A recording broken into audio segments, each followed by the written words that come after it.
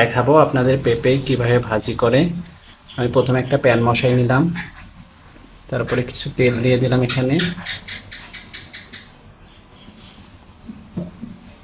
তেলের মাঝে আমি তেজপাতা,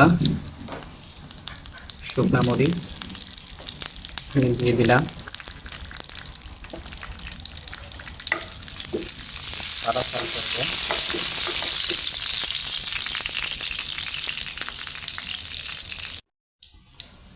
আমি এখানে পাঁচফোড়ন দিয়ে দেব।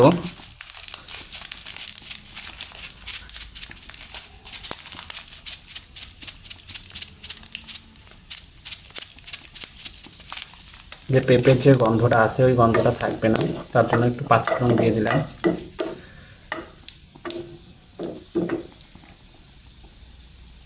তারপর আমার কেটে রাখা পেঁয়াজ রসুনগুলো দিয়ে দিলাম।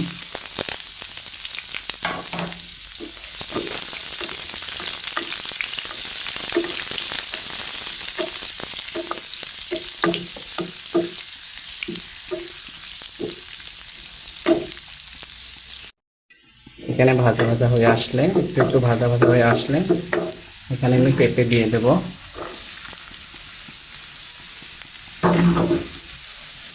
কেটে রাখা পেঁপে দিয়ে দিলাম।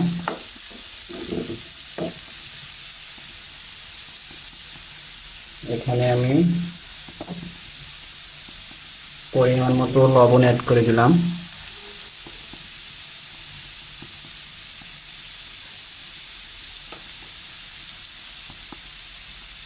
হাফ টেবিল চামচ হলুদ অ্যাড করে দিলাম। আর আমার একটু গরম মশলা খেতে ভালো লাগে, সব তরকারিতে আমি একটু একটু করে খাই, কিছুটা দিয়ে দিলাম। তারপর নাড়াচাড়া করব।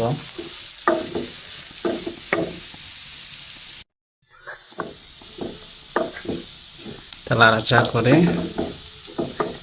এখানে কিন্তু আমি পানি অ্যাড করব না,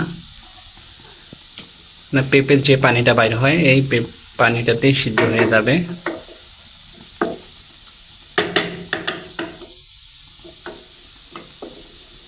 তাই এটাকে আমি ঢেকে দেব। চুলার জালটা মিডিয়ামে রাখবো। 3-4 মিনিট পর আমি ঢাকাটা খুলে একটু চেক করে নেব ওটার কি অবস্থা। পেঁপেটা কিছু সিদ্ধ হয়ে আসছে, আর একটু সিদ্ধ হলে হয়ে যাবে। এটাকে নাড়াচাড়া করে আমি আবার এটাকে ঢেকে দেব 3-4 মিনিটের জন্য। 3-4 মিনিট পর এটা সিদ্ধ হয়ে গেছে, আর একটু পরিপূর্ণভাবে সিদ্ধ হোক, এটা নামিয়ে নেব।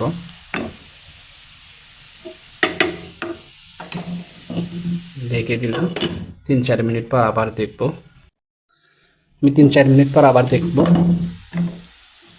আমার ভাজিটা পরিপূর্ণ হয়ে গেছে, পরিপূর্ণভাবে হয়ে গেছে দেখেন আপনারা।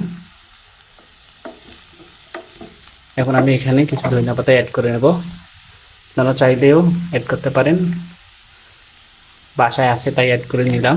ধনিয়া পাতার ফ্লেভারটা সেই লাগে, খেতেও ভালো লাগে। যদি রান্না ভালো লাগে তাহলে আমার চ্যানেলটাকে সাবস্ক্রাইব করবেন আর লাইক করবেন। ভালো থাকবেন। আসসালামু আলাইকুম।